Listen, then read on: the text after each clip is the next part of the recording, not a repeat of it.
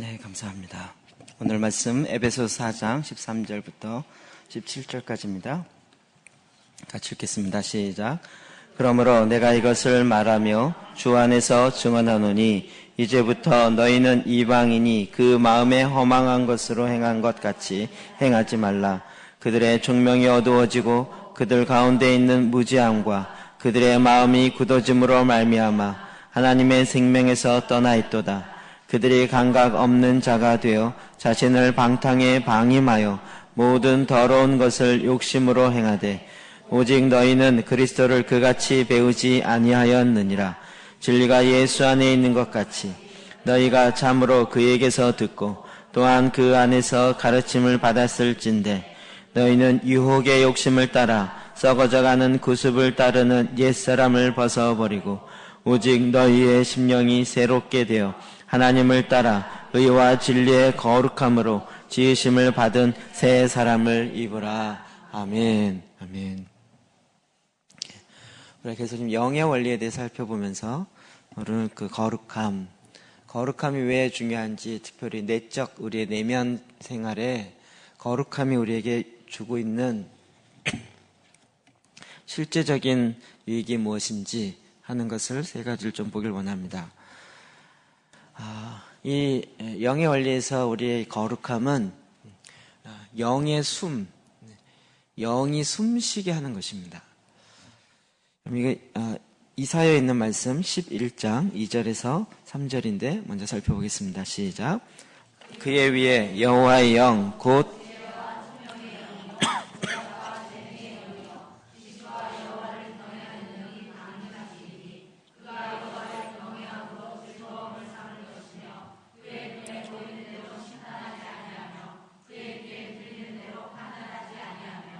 아멘, 아멘. 네, 3절에 보면 그가 여호와를 경외함으로 즐거움을 삼을 것이며, 대부분의 성경이 이렇게 번역되어 있는데 이것의 원어의 의미는 여호와를 경외함 가운데 숨을 쉬게 될 것이며 이런 뜻입니다. 여호와를 경외하는 것, 그것이 바로 우리로 하여금 숨쉬게 한다는 것입니다. 우리 삶에 가장 중요한 것은 숨 쉬는 거죠. 육의 삶에 있어서. 그럼 숨을 몇 분 정도 참을 수 있으세요? 자, 10분 참으세요? 우리가 굉장히 대단한 것 같아도 이 코에 숨이 10분 안 들어가면 죽죠. 이 사람이 참 독특한 것 같아요. 그렇게 막 힘이 세도 요 콧구멍으로 이게 숨이 딱 막히면 5분, 10분 넘어가면 그의 육이 끝나는 거죠. 너무나도 하나님은 이게 너무나도 재밌는 것은, 그래서 우리가 지금 숨 쉬잖아요. 여기에 뭐가 있습니까? 공기가 가득 있는 거죠. 그 공기를 마셔요. 공기를 빨아들여요. 우리의 육의 몸이 이렇다면 영의 몸도 원리가 같다는 거죠. 그러면 영도 빨아들인다는 거죠. 영도 숨을 쉬어요. 근데 무엇을 빨아들입니까? 여호와를 경외하는 것이 숨을 쉬게 하는 거예요. 내 영으로 하여금 숨쉬게 한다고요.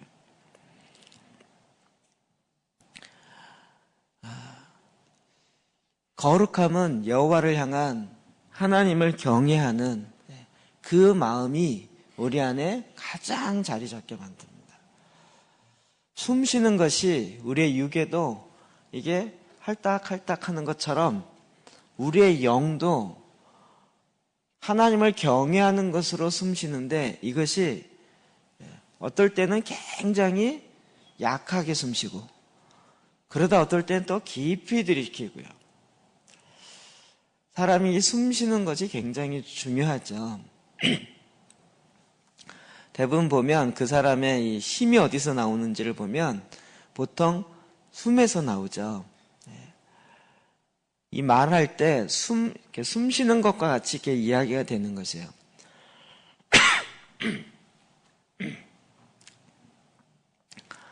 그래서 숨 쉬는 건 우리로 하여금 일상생활을 살 수 있게 합니다.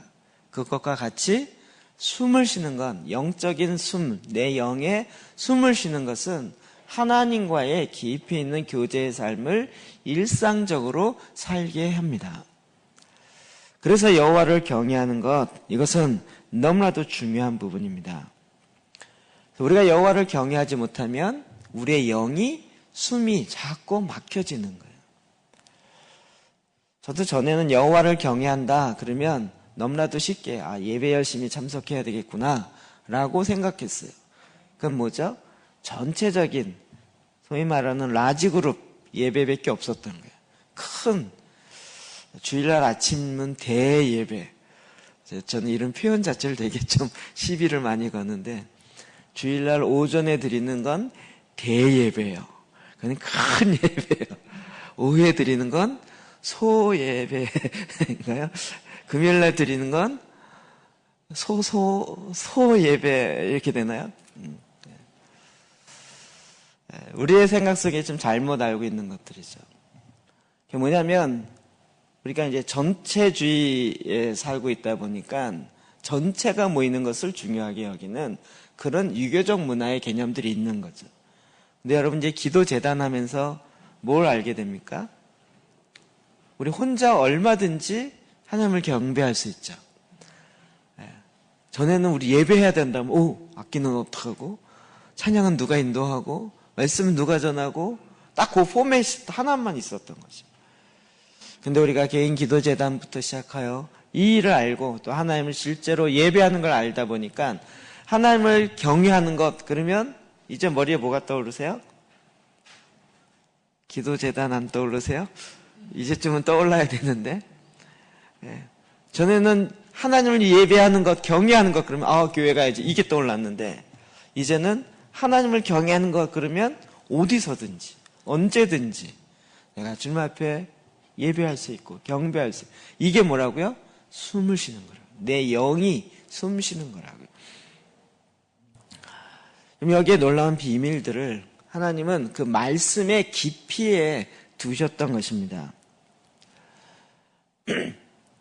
아이들이 일찍 태어나거나 이러면 인큐베이터에 들어가죠. 인큐베이터가 그냥 이렇게 그 아크릴로 이렇게 짜가지고 그렇게만 있는 것이 아니라 그 안에는 엄마의 뱃속과 비슷한 온도, 분위기, 또 공기도 굉장히 깨끗하게 그런 상황을 만들어 놓고 그 속에 아이를 놓고 그 아이가 외부의 자극에 덜 충격받으면서 클 수 있도록 보호해 주는 것이 인큐베이터죠. 하나님께서 우리로 하여금 우리의 영이 그 하나님을 경외할 때 그 속으로 들어가는 것과 같아요. 인큐베이터 안으로 들어가는 것처럼 내 영이신 하나님 안으로 들어가요. 그래서 그 안에 깨끗한 공기를 마시고 그 하나님과 같은 마음의 온도를 맞추고 이러면서 내 영이 점점 강건해지며 살아가게 되는 것이죠. 이것을 가장 방해하는 것이 무엇입니까? 이걸 가장 방해하는 거 육이죠. 사탄이 아니고요. 육이죠. 우리 자꾸 사탄 생각하는데 영혼 육. 그리고 이렇게 내가 그렇게 하나님을 경외하고 하나님의 임재 가운데 들어가려고 했을 때 내 안에서 자꾸 혼의 생각이 육으로 말미암은 생각들이 그것을 못하게 막는 거죠. 우리는 이제 이 영적인 숨을 쉬는 것을 배워가는 거예요. 왜 우리가 말씀 기도하고 여러분이 이 말씀으로 자꾸 읊조리고 반복하는데 정말 이렇게 좋아져요. 제가 좋아지는 게 저도 저를 보면서 느껴져요. 제가 오늘 이렇게 굉장히 좀 일이 많아갖고 몸이 많이 피곤한데 아까 예배하면서 찬양을 하는데 내 영은 막 새로워지는 걸 느끼겠더라고요. 영은 막 이렇게 힘을 막 얻는데 육은 좀 앉아라, 좀 쉬어라. 육은 이렇게 자꾸 하고 있고 내 영은 막 이렇게 기뻐해서 이렇게 뛰고 있고요. 이 두 가지가 내 안에서 이렇게 계속 이렇게 일어나는 거예요. 예. 하나님을 경외할 때 내 영이 숨쉬기니까요. 내 속에 내 영은 프레시해지는 거예요. 숨을 이제 막 쉬기 시작하니까 이제 막 이렇게 다시 원기가 회복되는 거예요. 근데 육은 야, 오늘 너무 일 많이 한 것 같아. 너무 많이, 너 좀 제대로 못하지 않을까? 좀 쉬어야 되지 않을까? 이런 쪽으로 자꾸 생각을 넣는 거예요. 여호와를 경외하는 것, 이것은 놀라운 하나님께서 우리에게 알려준 비밀입니다. 우리가 잘 알고 있는 잠언 1장 7절 말씀 봅시다. 시작.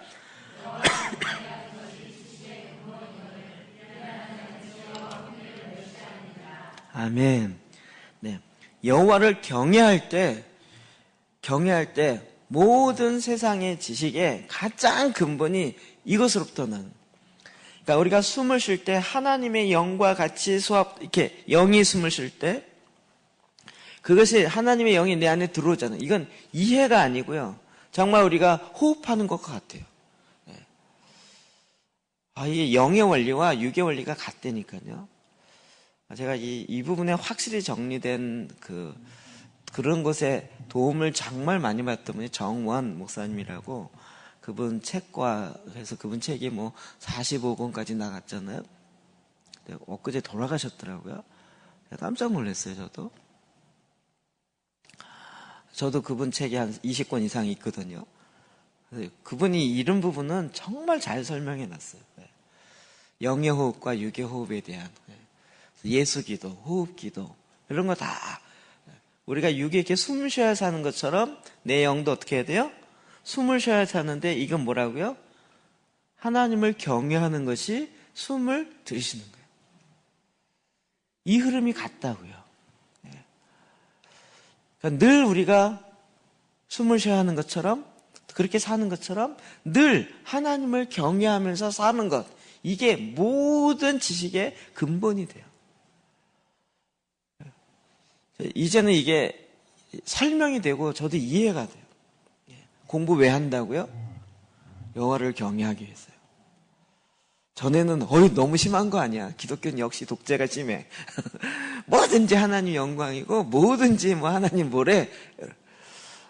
근데 이게 하나님의 임재 가운데 들어갈수록 이거 왜 해요? 하나님을 경외하기 위해서요. 하나님의 그 섬김과 하나님의 그 일을 이 땅 가운데 더 풀어놓기 위해서요. 동기와 목적 자체가 완전히 다른 거죠. 여호와를 경외하는 건 모든 지혜의 가장 근본이에요. 이 세상에 무슨 박사학위가 10몇 개를 할지라도 여호와를 경외하지 않는 지식의 박사학위는 뭐예요? 미련한 자인 거예요. 박사가 14개, 15개인데 미련한 박사 이렇게 되는 거예요. 근데 박사학위 하나도 없는데 여호와를 경외하는 자는 지혜로운 자가 돼요. 여러분 지혜로운 자이십니까? 정말 가장 근본, 가장 근원이 무엇인지를 알게 되는 거죠. 우리는 이제 여기에 비밀이 있어요. 제가 오늘 이렇게 경일고등학교 그 추수감사절 예배가 있어서 가서 이제 거기는 설교를 3분, 5분 해야 돼서 그리고 이제 워낙 이제 전도 집회예요. 전도 집회요. 오늘도 거기 이사장 교목 이렇게 명예 교목 되시는 목사님이 오셔갖고 축도를 하는데 이분이 거기 개교 기념일 할 때부터 계속 그 교장 선생님과 어떤 이렇게 관계가 있어서 지금 뭐 20몇 년을 하셨어요. 목사님 나오셔서 축도하시겠습니다. 딱 나와서 여러분 조용히 할 때까지 축도 안 합니다. 내가 축도해 여러분 끝나는 거 아시죠? 누가 이기나 해봅시다. 이러면서 5분을 끄시는 거야. 차라리 저 시간 내가 설교를 했으면 얼마나 좋았을까. 조용히 시키느라고 5분. 절대 애들 조용히 안 해요. 완전히 누워있어요 이렇게. 그냥 앉아서 딴짓하는 건 그래도 양반이에요. 그냥 아예 이렇게 누워있어요. 거의 개의치 않아요. 그런 곳에서 5분 설교하는 건 여기에서 50분 설교하는 것보다 훨씬 힘들어요. 영적인 에너지가 훨씬 힘들어요. 추수감사절이라 딱 감사의 마음을 갖고 감사 설교를 늘 했기 때문에 이번에도 해야 되겠다 싶어갖고 딱 마을 모으는데 그냥 말씀 하나가 딱 떠오르더라고요. 감사함으로 그 문에 들어가며 찬송함으로 그 궁전에 들어가서. 그렇지. 이 말씀 딱 잡았어요. 그리고 제가 요즘 계속 시편 기도할 때마다 이거 보고 있는 이 브라이언즈 시편 이걸 딱 보면서 여긴 또 뭐라고 번역했을까라고 시편 100편 4절 5절을 봤죠.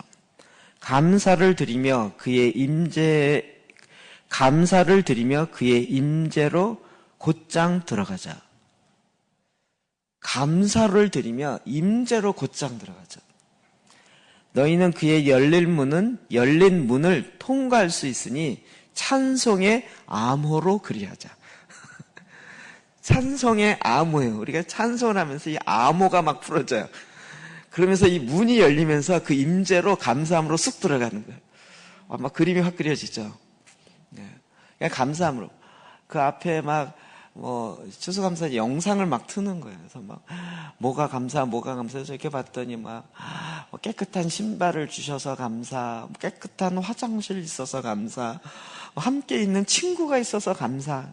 근데 성경의 감사는 그런 감사가 아니잖아요. 감사할 수 없는 상황인데 감사하는 거잖아요. 이게 왜 그러냐. 천국의 공기 자체가 감사인 거예요. 감사함이 그 임재로 들어갈 수 있는 하나님의 놀라운 비밀인 거죠. 그냥 우스운 측면에서 이야기한다면 지옥에 감사가 있을까요? 지옥에 보내주셔서 같이 있어서 감사 없죠. 감사는 지옥의 공기가 아닌 거죠. 거기는 감사가 있을 수가 없는 거죠. 조건이든 어떤 상황이든 하나님께서 우리에게 말씀하시니 하나님의 성품으로 나오는 거룩함으로 나오는 이것이요 내 영의 호흡이 된다는 거예요. 이런 깊이를 모르니까 그냥 정말 신발에 해 있어서 감사하고 뭐가 있어서 감사하고 요런 그냥 정말 조건부 감사에 이렇게 얄팍한 겉핥기식의 감사를 했던 거죠. 여호와를 경외하는 것은 내 영이 호흡하는 거예요. 호흡하면서 주님의 영을 받아들이며 이것이 내 안에 감사함으로 쑥 들어올 때 내 안에 있는 하나님의 지혜가 탁 건드려지고 깨달아지고 그것이 탁 터지기 시작해요. 새로운 지식이 딱 들어오는 게 아니라 하나님의 영이 호흡이 내 안에 딱 들어오는 순간 내 안에 내 뱃속에서부터 하나님의 말씀이 지혜가 탁 깨달아지며 그것이 거꾸로 뱃속에서부터 머리로 탁 나오기 시작합니다. 그래서 신명기 6장 24절입니다. 시작. 여호와께서 우리에게 이 모든 규례를 지키라 명령하셨으니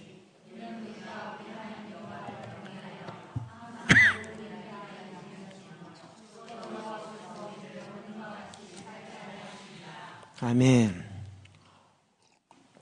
신명기 6장 4절은 너무나도 잘 아시죠? 4절 5절 들으라 이스라엘아 쉐마 이스라엘. 그 6장의 뒷부분에 보면 하나님께서 우리에게 이 모든 길을 지키라 명령하셨어요. 하나님의 지혜, 하나님의 지식을 우리 가운데 알려주신 거예요. 이거를 받아 먹으라는 거예요.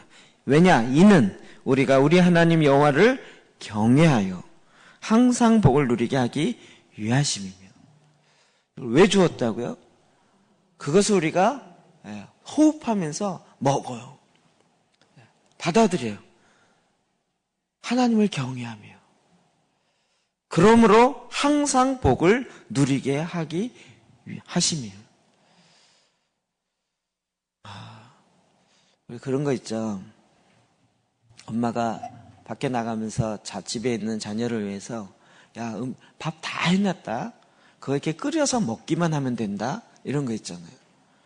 하나님은 우리에게 어떻게 하면 복 받을 수 있는지 다 해놨다. 네가 퍼서 먹기만 하면 된다. 이래가지고 딱 알려줬는데 집에 들어와서 그거 푸기 싫어서 안 먹어요.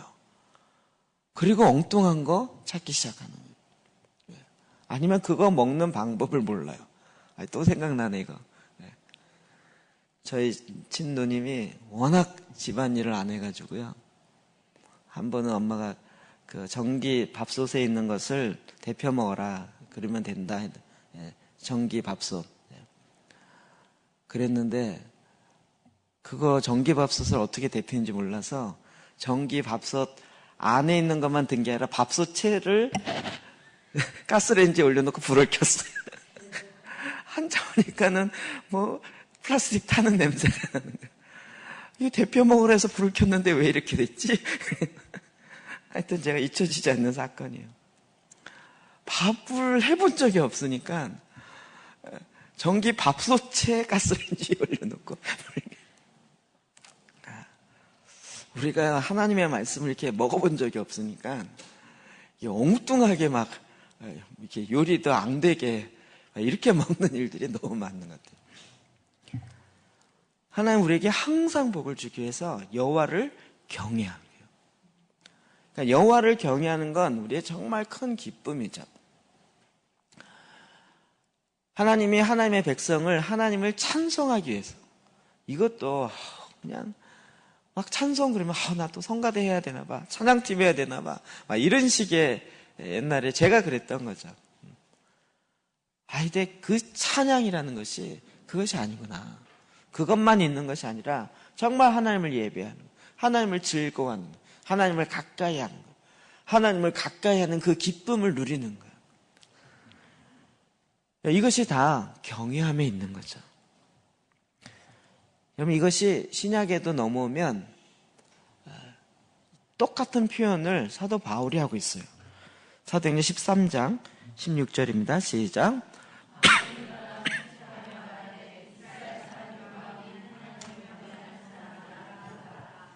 예. 안디옥에서 전도하면서 사도 바울이 외쳤던 이야기예요. 근데 뭐라고 외쳤습니까? 이스라엘 사람들과 및 하나님을 경외하는 사람들아 들으라. 이렇게. 오늘날도 이렇게 전도하면 너무 좋을 것 같아요. 하나님을 경외하는 사람들아 들으라. 이 말이 이렇게 멀게 느껴지죠? 여러분에게 하나님을 경외하는 성도들이여 들으라. 난 경외 잘 안 하는데 경외는 나랑 상관이 없네. 하나님의 백성은 하나님을 경외하는 이 얘기 뭐예요? 하나님과 숨쉬는 자예요. 육의 호흡이 없이는 10분 이상 못 사는 것처럼 하나님을 경외하는 이 영의 호흡 없이는 우리가 살 수 없는 그런 존재로 있다는 거죠. 여러분 이건 정말 숨쉬는 것입니다. 여러분 이게 어디서 나와요? 거룩함에서 나옵니다. 하나님은 계속 내 영이 어떻게 살 수 있는지를 말씀 가운데 두신 거예요. 내가 거룩하니 너희가 거룩하라. 이 말씀이 우리의 그냥 행위적인 거룩에만 둔 것이 아니라 실제 내 영이 살 수 있는 이 말씀의 깊이 있는 그 깊이의 부분을 그 우물 푸듯이 퍼내는 거죠. 거룩함의 의미가 이렇게 넓고 이렇게 실제적인데 이런 건 너무 없이 그냥 외형적 거룩만 이야기하다 보니까 정말 기독교가 재미없고 실제 리얼리티가 없는 것이 돼버린 거죠. 하나님은 우리의 거룩함을 통하여 내 영이 호흡할 수 있는 그 힘을 얻게 하셨습니다. 그래서 여호와를 경외하는 것이 내 모든 지혜의 지식의 근본입니다. 여호와를 경외하는 것이 나의 힘입니다. 전에도 이야기했지만 아데프 신부님이 지난 이스라엘에서 나중에 이야기를 들었는데 언제가 가장 좋았냐라고 본인이 이야기하셨는가 하면 말씀을 전하거나 다른 분의 강의의 말씀을 들을 때가 아니고 그냥 경배할 때. 그분의 경배는 새벽 예배 때 뭐 할까 말까 고민하고 있는데 그냥 이렇게 말이 없어요. 이렇게 쭉 써갖고 시편 몇 편 하면 쭉 읽고 절하고 딱 일어나고 그 다음에 시편. 근데 이제 이게 워낙 다국적으로 모였으니까 이쪽은 이집터, 이쪽은 영어 이렇게 돼 있어요. 한국 사람들은 막 시편 몇 장이야 저거 숫자 알아갖고 찾아갖고 같이 이제 읽는다는데 한국말 왜 이렇게 길어? 우린 반쯤 읽었는데 거기 다 읽었어 벌써. 그중 벌써 절하고 있어요. 그럼 우리는 다 안 읽었는데 모르겠다 또 하자. 그랬는데 그 시간이 가장 좋았대요. 이해가 되지 않는 얘기인 거예요. 우리가 이야기하는 경배와 이게 영의 실제 이런 부분도 이게 다른 거구나. 그냥 하나님으로 호흡하는 그 시간. 그때 그 경배하며 하나님 주신 지혜가 더 뱃속에서 샘솟듯 더 솟아나기 시작해요. 그 시간에 놀라운 열방에 오는 하나님의 이 종들의 그 기름 부으심이 더 영으로 더 많이 풍성해지는, 아무 얘기 안 하는데 이게 실제겠죠. 우리는 이런 영의 호흡을 하는 하나님의 백성인 것입니다. 이것이 그래서 우리의 마음에서 일어나는 거죠. 두 번째로는 우리의 내면에서의 거룩함이 중요한 것은 하나님의 부르심을 우리로 하여금, 나로 하여금 확인한다는 것입니다. 빌립보서 2장 20절 볼까요? 시작.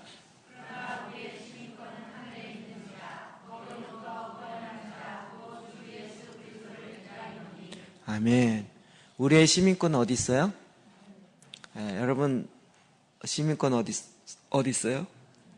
하늘에 있어요? 여권 하늘에 있으세요? 여권을 보면 어느 나라 사람인지 딱 알 수 있죠. 우리나라 여권 정말 좋더라고요. 그래서 우리나라 여권은 이렇게 늘 대상이 되더라고요. 왜냐하면 우리나라 여권이면 비자 없이 갈 수 있는 나라가 146개인가 그러더라고요. 그 여권에 사진만 이렇게 딱 해가지고 이렇게 가면 146개국을 마음대로 비자 없이 갈 수 있는, 이게 어마어마한. 그래서 한국 사람들의 여권은 늘 이렇게 타깃이 된대요. 이제는 막 괜히 이게 막 귀중해지더라고요. 옛날에는 막 안 그랬는데. 그래서 가면 이렇게 공항 이렇게 갈 때 보면 여권마다 색깔이 달라요. 중국 여권은 붉은색이에요. 약간 붉은색해서 그 사람 빨간색을 좋아해서 그런지 표지 자체가 가까이 이렇게 좀 색깔이 달라요. 딱 보면 어느 나라 사람이구나 이렇게 아는 거죠. 여권이 갖고 있는 의미는 어느 나라 소속인지를 알게 하는 거예요. 우리는 어디에 소속되어 있다고요? 하늘에 속해 있어요.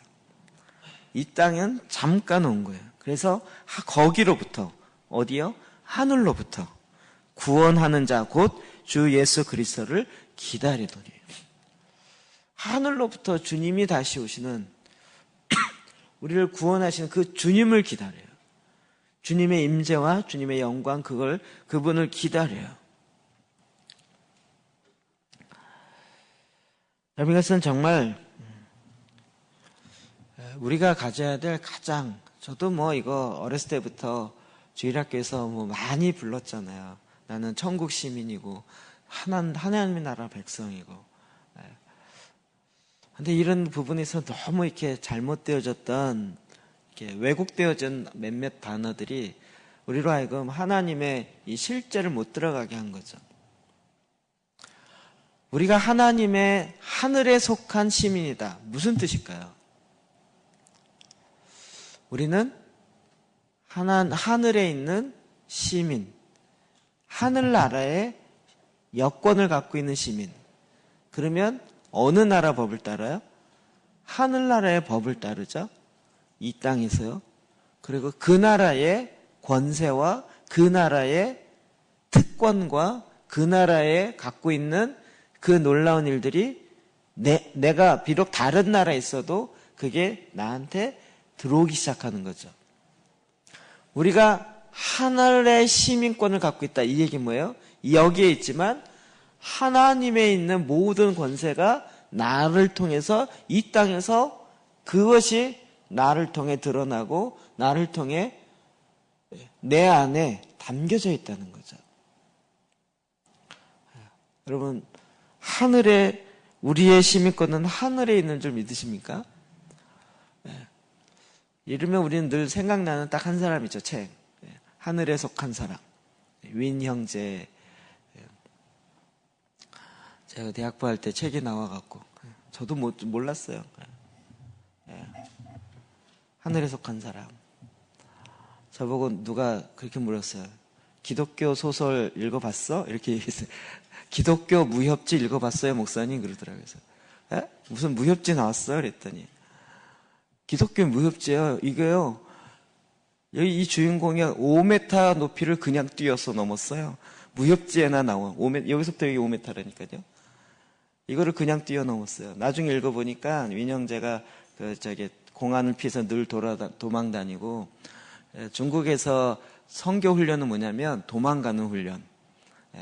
어떻게 하면 산 속에 들어가서 며칠 동안 살다가 숨어있다가 나오는 훈련. 이런 게 생존 훈련이 되게 많더라고요.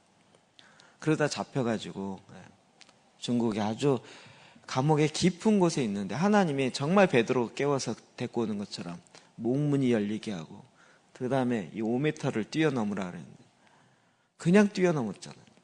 정말 무협지 같은 느낌이에요. 근데 그때는 그러면서 이제 중국에 여러 군데를 다니면서 전도할 때 당신은 어느 도시에서 왔습니까? 그러면 하늘에서 왔습니다. 이렇게 하늘에 그 용어죠.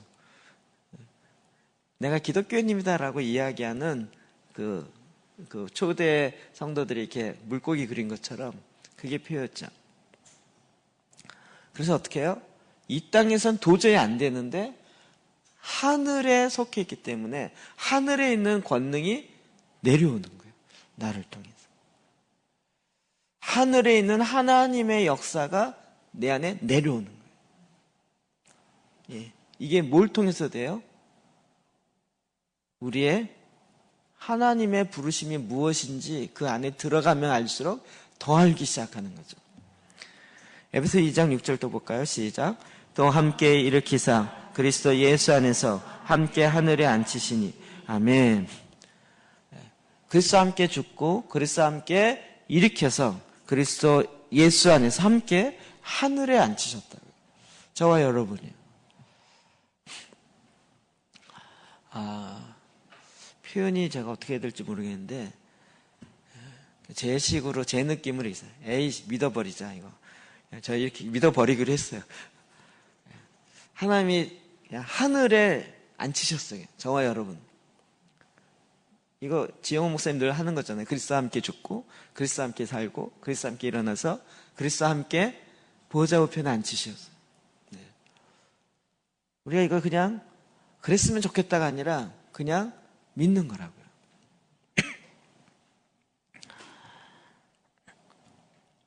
우리는 그냥 우리의 정체성이 이거라는 거죠. 요한복음 20장 21절 시작. 예수께서 또 이르시되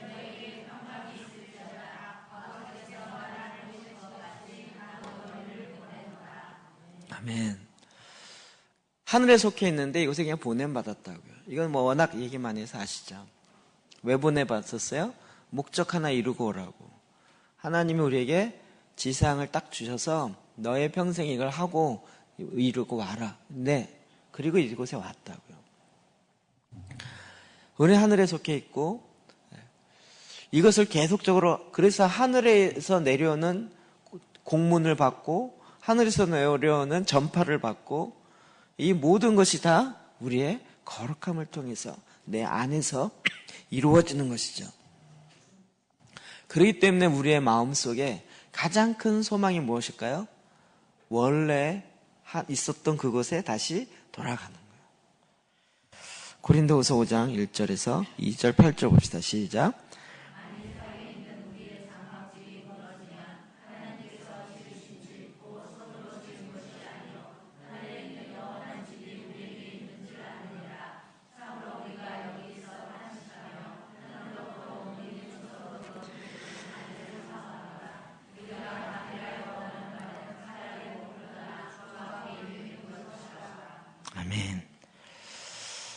이 성경 말씀을 읽으면 읽을수록 우리의 옛날과 너무 우리가 잘못 알았구나라는 걸 느껴요.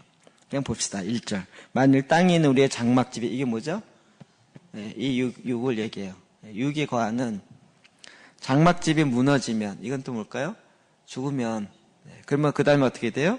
하나님께서 지으신 집, 곧 손으로 지은 게 아니에요. 하늘에 있는 영원한 집이, 이게 무슨 집일까요? 하늘에 있는 영원한 집. 영원한 이 하우스가 아니고 뭘까요? 부활체의 이 몸이요. 그쵸? 이걸 또 맨날 내 거할 맨션.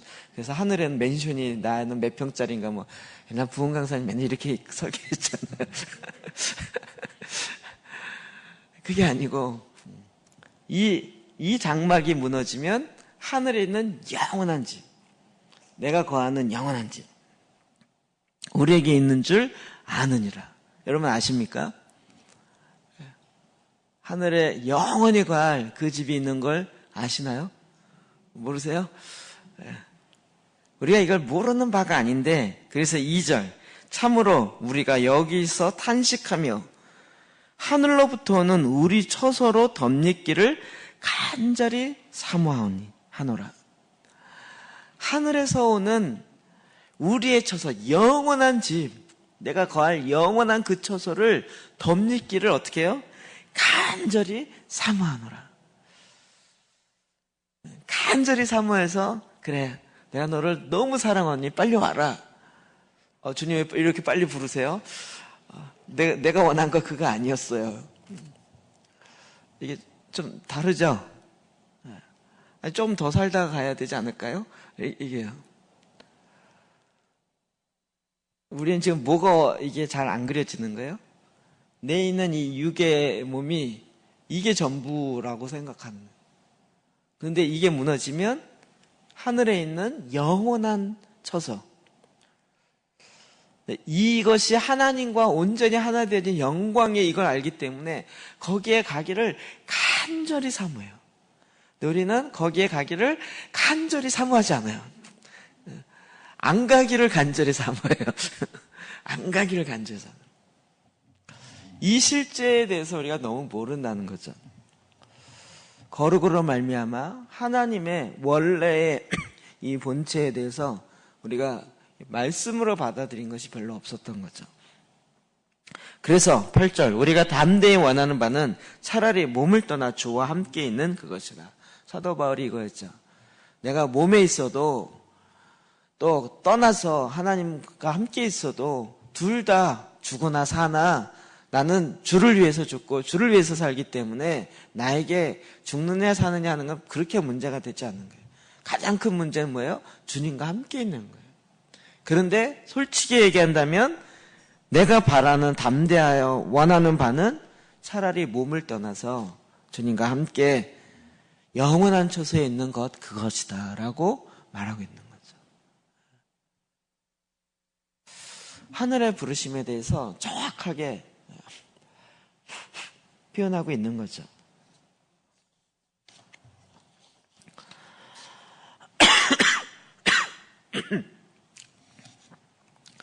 우리가 이제 이게 되어지면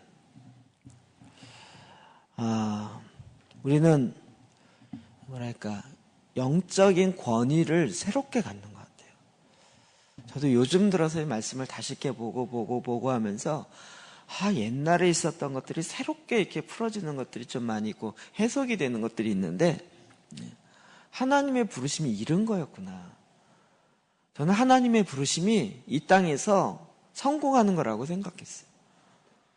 저는 또 목사니까 교회로 성공하는 거라고 생각한 거죠. 근데 그게 아니에요. 그게 아니더라고요. 그건 그냥 이 땅에 보낸 이유고요. 내 마음의 가장 큰 소망은 주님과 함께 있는 거죠. 이 땅에서 얼마나 잘했느냐, 이건 그냥 이 땅에 보냄받은 어떤 그 사명을 갖고 온 자로 그 사명을 해야 되는 거죠. 근데 이것보다 더 중요한 건 뭐예요? 주님과 함께 있는 거예요. 주님의 임재 가운데 주님과 영원토록 함께 거하는 거예요. 이거 놓쳐버렸다는 거예요. 자꾸 제가 이스라엘 갔던 게 생각나는데, 그때 이제 아데프 신부님 말고, 갑자기 또 생각 안 나네. 무슨 버거인데? 벤자민 버거. 햄버거가 아니고 벤자민 버거라는. 그분이 이제 강의를 쭉 하는데 주 핵심 메시지는 이거였어요. 유대인들이 언제 시기가 되냐. 유대인들이 시기케 돼야 된다 그랬잖아요. 이방인들의 뭘 보고 시기케 되냐. 이방인의 충만한 수가 차기까지 그들이 눈이 어두워져 있는데 이제 그 눈이 좀 벗어지고 있잖아요.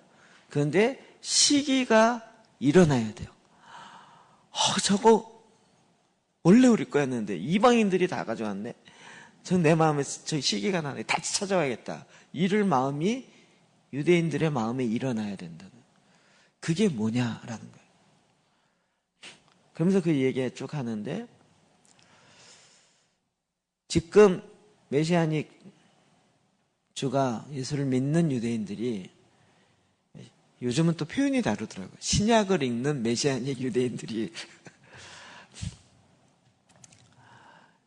이방인의 큰 교회를 보고 시기하지 않는다는 거예요. 왜냐하면 솔로몬 성전은 어마어마했기 때문에 이방인의 많은 숫자를 보고 시기하지 않는다는 거예요. 우리나라는 전 국민이 선택된 민족이기 때문에 많은 사람이 모이고 많은 사람이 모였다. 이거 시기가 안 일어난다. 성전도, 백성도, 주권도, 나라의 3대 요소 이걸로 시기가 안 일어난다.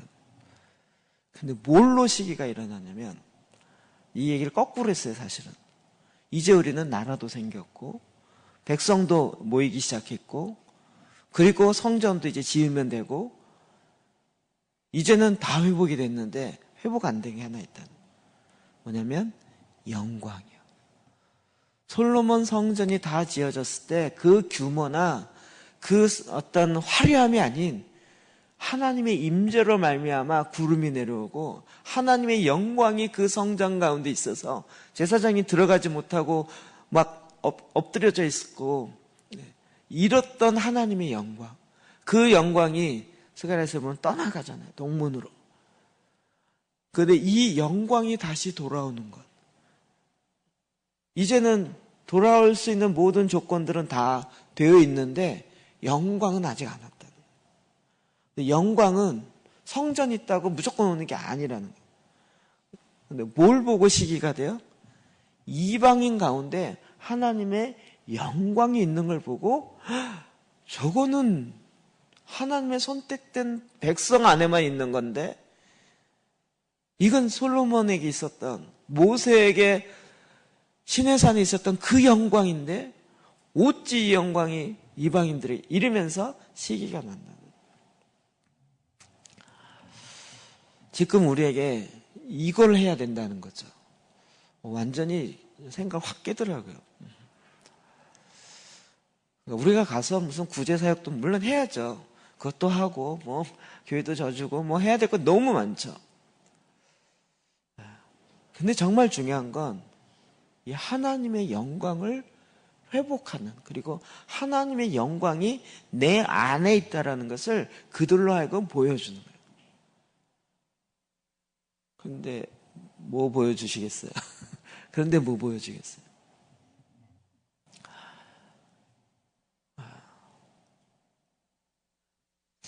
제가 이게 하나님의 부르심이 우리로 하여금 이 땅에서 큰 성공이나 큰 화려함이나 많은 업적 우리가 보기에는 이것이 굉장히 부러움이고 좋을 것 같지만 그게 시기심을 안 일으킨다니까요.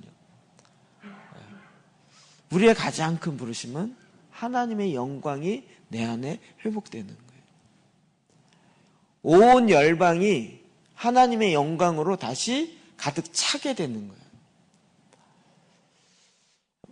거예요. 이것은 정말 우리에게 가장 큰 우리의 마음을 뜨겁게 만들어야 되는 것이죠. 우리는 이 일을 위해서 이곳에 파송받은 자들이죠. 하나님의 영광이 이 땅 가운데 열방 가운데 회복하게 하는 그런데 그걸 해야 될 내가 하나님의 영광을 몰라요. 거룩에 대해서 모르고요. 하나님의 이런 깊이 있는 부르심에 대해서 몰라요. 그냥 나타나는 여러 가지 혼의 문제로 싸우고 있어요. 우리의 싸움은 혈과 육에 속한 것이 아니라고 성경에 그렇게 얘기하는데, 정사와 권세에 얻음에 죽어서 악의 영들을 대항하여 싸워야 되는 것인데, 이것을 어떻게 싸워야 되는지 싸움을 알지 못한 채 오히려 이 세상과 같이 편성하고 있는 거죠. 딱 제가 정원 목사님 이렇게 그래서 유튜브에 인터넷 찾아보니까 그분이 마지막으로 쓴 글이 있더라고요. 그때 그것이 편지 같기도 했고 설교 같기도 했고 늘 그분이 이제 글을 쓰니까 그러면서 몸이 너무 안 좋아서 교회까지 가야 되는데 막 뭐 걸어 못 가갖고 막 10분 주저앉아 있다가 막 이러셨더라고요. 그래갖고 교회를 건축했나 봐요. 전 스토리 모르는데 입당식을 했는데 자기가 입당하고 나서 교회를 못 갈 것 같다. 그러면서 또 글을 쭉 썼더라고요. 근데 그 앞부분에 딱 뭐라고 했냐면, 그래서 내 대신 어떤 목사님 불렀는데 그를 부른 이유는, 그러면서 써요. 뭐냐면 돈을 안 받기 때문에 안 밝히기 때문이다. 그 얘기의 뒷배경에 뭐가 있냐면, 한국 교회는 돈을 섬기는 것이에요. 맘몬을 섬기는 거예요. 맘몬은 영이라고 그랬죠.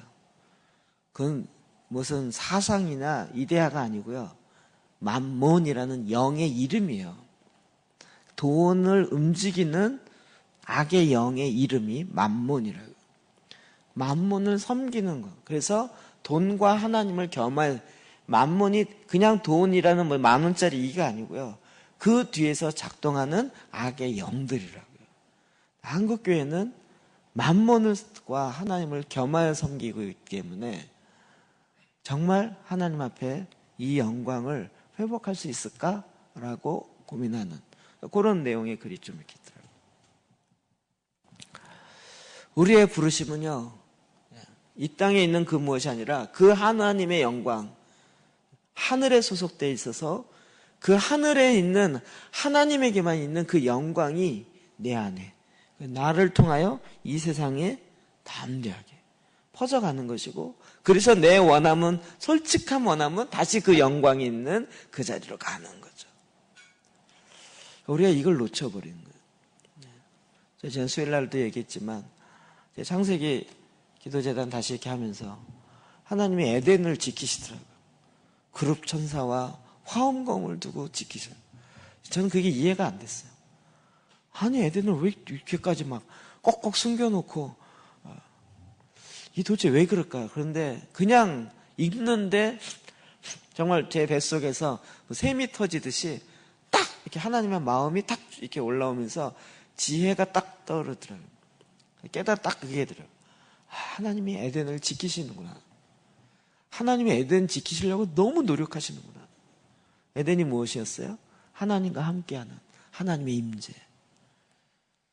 하나님과 동산을 거닐며 얘기하는 이 땅을 다스리는 행정기관의 시청과 같은 것. 그것이 딱 타락하니까 하나님이 타락한 사람을 보내고 그 장소를 딱 지켜요. 마치 성전, 하나님이 거하신 거룩한 성전. 그런데 이 사람이 타락하니까 성전을 헐어요. 그래도 하나님의 임재, 이거는 하나님 결코 포기하지 않으세요. 끝까지 지키세요. 이런 하나님의 부르심이 말씀을 통하여 내 안에 깨닫게 돼요. 알게 돼요.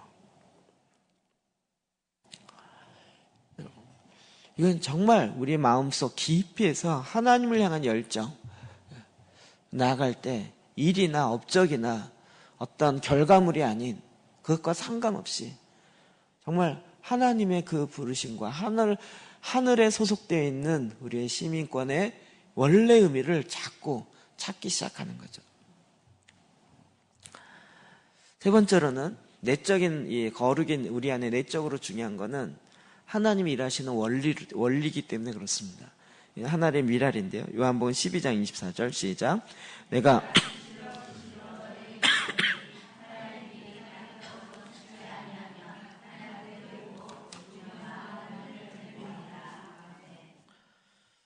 도대체 왜 하늘의 미랄이 땅에 떨어져 죽는 이야기를 계속 하실까? 하나님은 계속 많은 추수를 한다라고 이야기하는데 추수하기 전 단계에 대한 이야기 이거죠. 추수를 위해서는 어떻게 해야 돼요? 미리 땅에 떨어져 죽어야 된다는 거죠. 도대체 이게 뭘 얘기할 것인가? 이제 말씀이 이렇게 좀 정리가 좀 되기 시작해요. 이런 것들을 우리가 알고 실천해야 되는 거죠. 결국 뭐가 죽어요? 내 옛사람이 죽고 내 안에 하나님의 하늘로부터 지음받은 새 사람이 다시 나타나기 시작해요. 그래서 우리는 그리스도 안에서 날마다 죽노라는 이 말씀이 이게 함께 같이 풀어지는 거죠. 여기에 놀라운 비밀이 있죠. 그럼 이것을 우리가 알고 행해야 된다고요. 알고 행해야 돼요. 우리가 지난 수요일날 봤던 말씀인데요. 요한복음 13장 17절 시작. 너희가 이것을 알고 행하면 복이 있으리라. 아멘. 예수님이 제자의 발을 씻겼어요. 그리고 뭐라 그러셨어요? 내가 선생이 되어 너희의 발을 씻겼으니 너희도 나를 본받는 것이 마땅하다. 이것을 알고 너희가 이걸 행하면 복이 있으리라. 저는 이 행함에 대해서 강조하는 것이 정말 지나치지 않다라고 생각해요. 한국교회 너무 행함에 대해서 잘못 알려져 있는 것이 많기 때문에 그 행함을 위해서는 나의 옛사람이 죽어져야 돼요. 고린도전서 9장 27절 봅시다. 시작. 내가 내 몸을 쳐 복종하게 함은 내가 남에게 전파한 후에 자신이 도리어 버림을 당할까 두려워함이로라. 아멘. 자신을 계속 쳐요. 그래서 하나님께 복종해요. 그래서 하나님, 내가 전한 이 복음이 말로만 전한 것이 아니라 이 복음이 내 삶에도 내가 행하는 쪽으로 가도록 하나님은 그렇게 행하시는 거죠. 저렇게 보면 제가 굉장히 저한테 풀리지 않는 미스테리가 이거였어요. 저는 이렇게 하도 잘 될 만하면 하나님께 옮기세요. 이거 아주 짜증나요. 맨 땅에 헤딩해갖고 막 읽어갖고 잘 돼서 이제 먼저 되겠다 싶으면 넌 요까지 그 다음 이렇게 된. 교회에서도 제 모교에서 초등학교 2학년 때부터 다녔던 그 교회 14년을 다니면서 군대 가기 전까지 다녔는데 거기서 전도사 하면서 너무 재밌었어요. 그리고 이제 대학 2학년 때 예수님 인격적으로 만나고 그리고 이제 그 교회 전도사하고 이러면서 주일학교가 20명, 30명 했다 70명으로 불어나고 종고등부도 10명, 15명 이루다가 50명 이렇게 불어나고 너무 재밌는 거예요. 근데 그 순간에 하나님이 딱 넌 요까지. 그래서 저는 하나님이 저를 군대 안 보낼 줄 알았어요. 그래서 그때 정말 큐티를 너무 리얼하게 지금 제가 군대 가는 게 주의 뜻입니까? 내가 교회에서 이 교회를 섬기는 것이 이 교회 내가 없으면 무너질 것 같은데 이게 섬기는 것이 주의 뜻 아니겠습니까? 말씀해 주십시오. 그리고 사도행전 큐티를 하는데 사도 바울이 예루살렘으로 올라가는 것을 많은 사람이 말리는데 가니라 이렇게 돼 있어요. 그래서 떠나라고요? 아니, 설마 잘못했겠지. 그 다음에 또 가라 이렇게 정말 가라고요? 나 가면 하나님 여기 이 교회 쉽지 않을 텐데요. 아무 일 없었어요.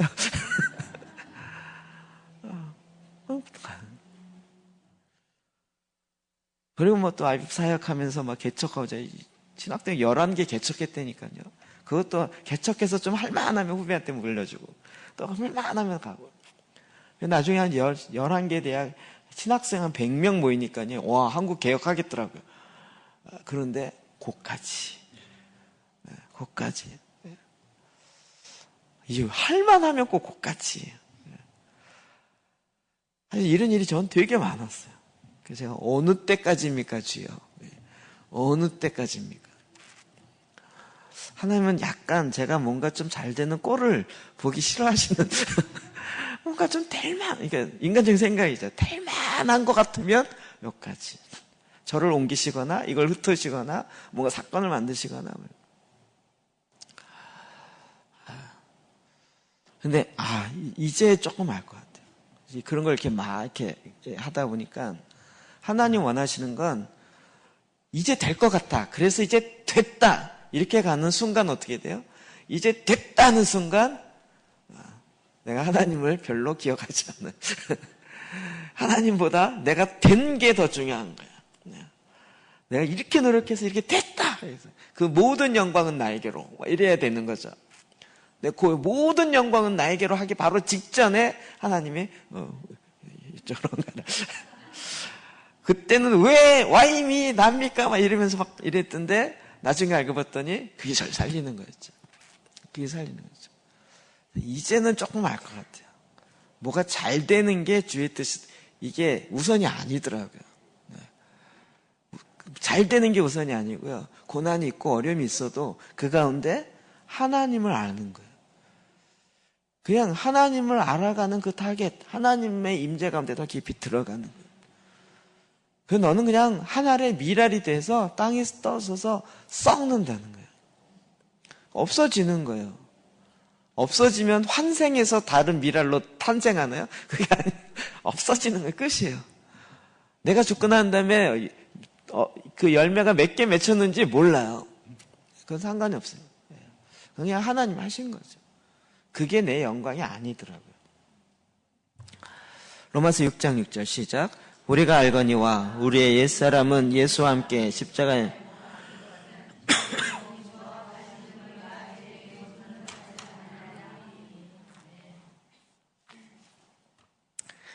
맞아요. 그래서 제 안에 이런 게 있더라고요. 맞아요. 이게 안 해요.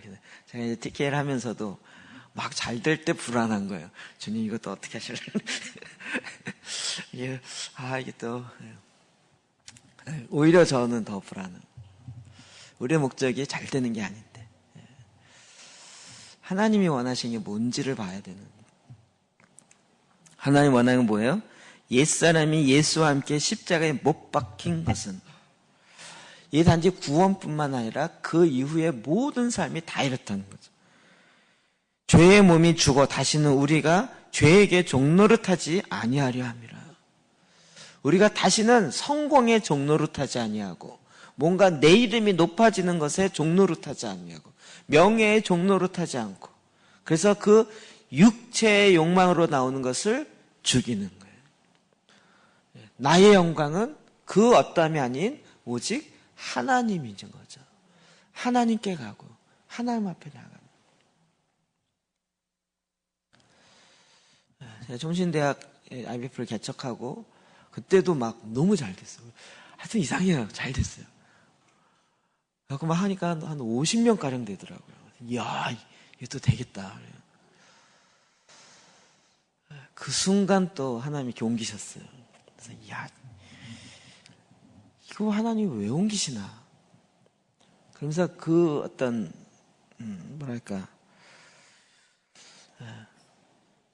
그러면서 제가 나중에 하나님께 물었어요. 하나님 도대체 이게 뭡니까? 하나님이 여기 이렇게 잘 되기 시작하는데 이 잘 되는 게 주의 뜻 아닌가요? 그랬더니 아니래요. 주의 뜻이 뭐예요? 그랬더니 너래요. 네가 훈련받고 네가 변하는 게 주의 뜻이래요. 아니 그게 제가 했던 사역이에요. 나 아니고요. 우리 후배들 얘네들 변화되고 얘네들 이렇게 하는 게 이게 주님의 뜻이지. 난 그걸 위해 사역했는데 그건 네 사역이 아니라는 거예요. 나의 목적은 너였어. 그래.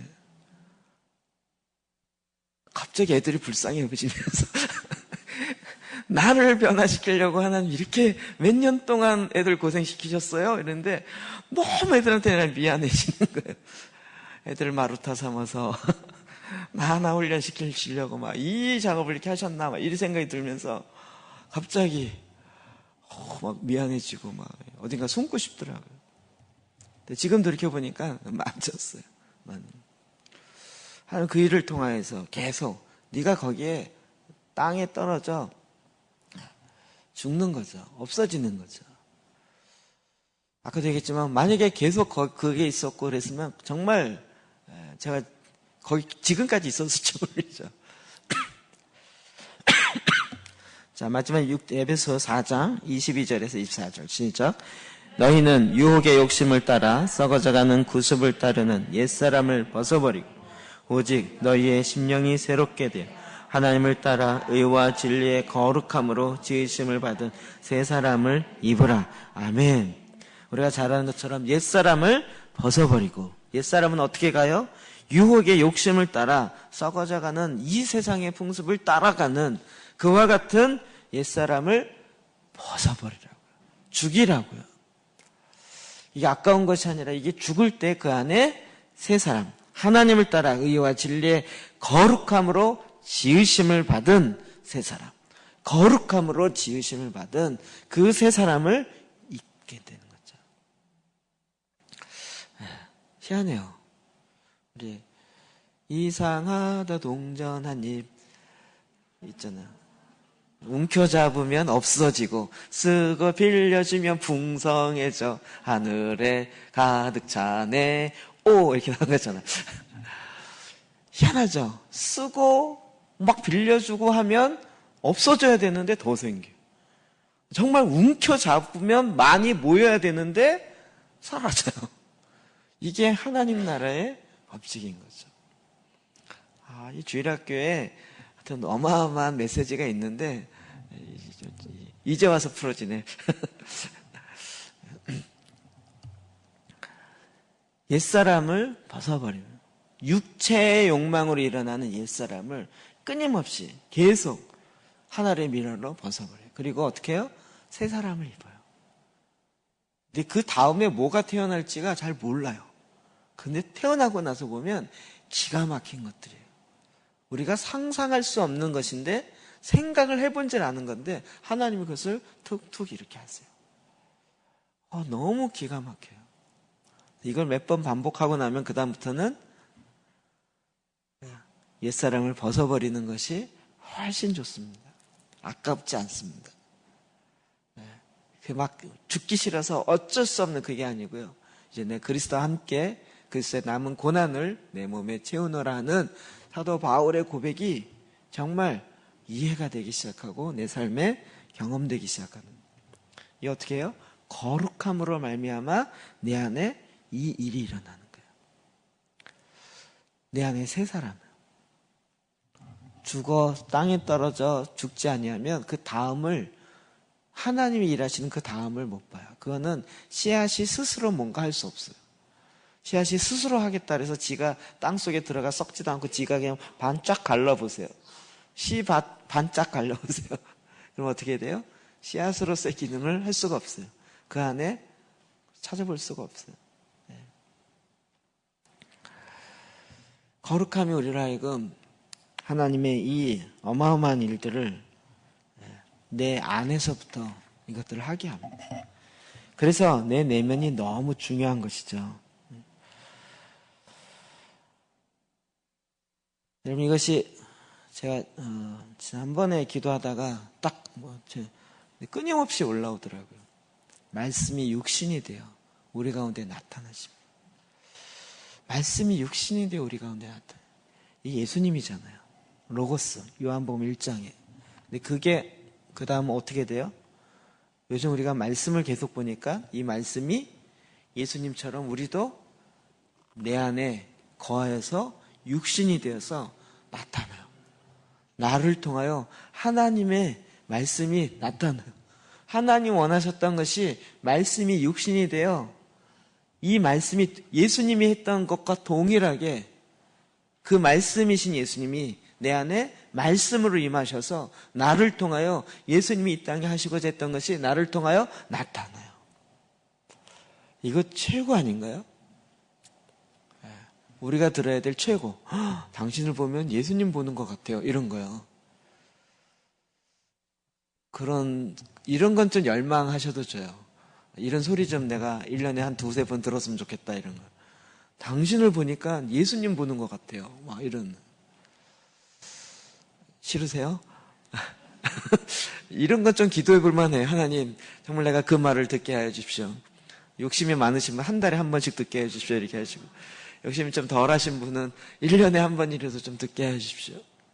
그건 어떻게 돼요? 내가 외형적으로 예수님을 따를 때가 아니라 말씀이 내 안에 육신이 돼요. 그 말씀이 나를 통하여 나타나는 것을 통하여 이 열매가 되어지는 거죠. 하나님 지금 이걸 계속 하기 원하세요. 오늘도 저와 여러분이 기도할 때 이제 그 말씀이 이렇게 툭툭 터지더라고요. 요즘 제가 이게 이제 재미가 있어요. 막 어렸을 때 불렀던 그 주일학교 찬송가나 주일학교 이것도 어느 날 갑자기 생각나면서 은혜가 되죠. 아, 이게 이거였구나라고 하게 되고. 그리고 그 말씀을 갖고 그냥 주님 앞에 이렇게 앉아있는데 그게 툭 터져요. 뱃속에서 정말 여호와를 경외하는 것이 모든 지혜의 근본이 된 것처럼 내 안에 있었던 그 말씀을 먹었던 그것이 내 안에 툭 터져서 쑥 올라와요. 아, 이거였구나. 그러니까 말씀 보는 게 너무 재밌어요. 정말 꿀과 꿀송이처럼 달다는 게 조금 알 것 같아요. 하나님이 우리 안에 이걸 계속 하기 원하세요. 저와 여러분 가운데요. 저는 이거 신학자들만 하는 줄 알았어요. 전 지금도 제가 목사라고 생각 안 하는 경향이 많은데 목사님들만 하는 줄 알았어요. 전 말고.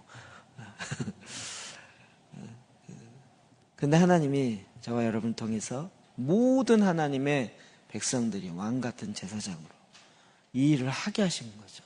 네. 자, 여러분 이 일이 이제 내 안에 일어나는 것이에요. 저와 여러분의 삶 가운데 드러납니다. 하나님 그걸 원하십니다. 하나님은 우리를 향한 하나님의 뜻 절대 포기한 적이 없으십니다. 반드시 이루십니다. 문제는 하나님 우리를 향한 뜻이 이제 수치로 표현하자면 제가 이과 출신이라 늘 이렇게 비유하는데 이게 비유하면서도 너무 재미없다라고 스스로 얘기하는데 어쩔 수 없어요. 하나님이 우리를 향한 뜻이 100이라면 우리가 그 말씀 앞에 순종해서 막 나가면 평생 가서 이 100에 도달한 사람이 전 세계에 몇 명 없대요. 어떤 사람은 10에 도달했어요. 우와, 어마어마하게 도달했다. 그리고 그 다음부터 안 도달해. 이 10에 그냥 머물러 있어요. 근데 어떤 사람은 10에 도달했는데 하나님이 그 산에 딱 정상에 올라서 정상에 올라왔다 하고 왔더니 앞에 높은 산이 있어. 아, 또 있네? 그러면 다시 또 있네 하고 그 산을 올라가려면 다시 내려가야 돼요. 그래서 또 그 산에 두 번째 산 올라서 이번에는 마지막이겠죠. 드디어 올라왔다 하는데 더 큰 산이 이렇게 있어요. 그래서 어떤 사람은 30까지 가고 어떤 사람은 50까지 가는. 이게 하나님이 정하신 100까지 가느냐는 것은 우리가 순종하여 가느냐의 문제예요. 어떤 사람은 그냥 1만 가, 1. 딱 하나. 예수님 믿고 영접하고 이걸 보고 성경이 뭐라면 부끄러운 구원을 받은 자는 1만. 나 예수 믿었다? 이거. 우리가 거기에 머무는 게 아니고 이제는 하나님이 정하신. 갈 때마다 하나님이 목표를 하나씩 주세요. 이거는 그냥 딱 그림만 딱 보여주시고요. 이 가는 길을 보여주시지 않아요. 절대 안 보여주세요. 보여주면 갈 사람 없어요. 그냥 앞에 있는 거 하나만 보여주세요. 그래서 딱 가면 그 다음 가게 하고 그 다음 가게 하고. 근데 많은 사람들이 한 번 올라간 다음에 멈춘다는 거예요. 그러나 그 다음을 더 가면 하나님이 더 높은 하나님 앞에 더 가까이 가는. 근데 평생 가도 이 100까지 가는 게 쉽지 않아요. 정말 사도 바울처럼 내가 표대를 향하여 달려가노라 이래도 이 100에 이르기가 쉽지 않아요. 그러니까 내가 지금 막 남들은 2, 3에 있는데 난 지금 5에 와 있어. 난 그래서 최고야. 이렇게 가는 게 아니고 우리는 계속 100을 보는 거예요. 내가 이 표대를 향하여 달려가는. 남들이 지금 2, 3에서 뭐 놀고 있다 뭐 이거 상관할 필요가 없어요. 그냥 딱 이 표대를 향하여 그 하나님이 나를 향한 하나님의 그 뜻과 그 부르심을 향하여 달려가는 거죠. 우리가 평생 해도 하지 못할, 도달하지 못할 그것 주님은 우리에게 알려주기 원하세요. 올라가면 하면 할수록 더 기뻐요. 하면 할수록 힘든 게 있긴 하지만 더 기뻐요. 이루십시오. 달려가십시오. 우리 안에 이 거룩하신 하나님의 열망, 하나님의 소망을 이루십시오. 그리고 점차 내 계획이 아니라 하나님의 계획을 딱 받아들이시고 그 계획이 내 안에 거룩함으로 일어나게 하십시오. 정말 하나님의 뜻은 뭐냐면요. 내가 거룩한 거예요. 하나님의 뜻을 나 모르겠습니다. 제가 알려드릴게요. 거룩한 거예요. 웃으시는데요. 진짜요. 거룩한 거죠. 이게 그런데요. 거룩함. 그 거룩함 속에 담겨있는 어마어마한 보배들이 막 어마어마하게 있어요. 근데 이 거룩한 거니까 마치 진주를 돼지에게 준 것처럼 이게 뭐야? 나 이거 원하지 않았는데 이 정도 생각하는 그게 수준이 된 거죠. 근데 이제 알고 보면요. 이 거룩 안에 하나님의 성품이 있고요. 하나님의 일하심이 있고요. 다음 주는 더 외면적인 거 이야기하겠지만 거기에 더 놀라운 하나님의 일하심이 있습니다. 이것을 이루십시오. 이루시길 주의 이름으로 축복합니다.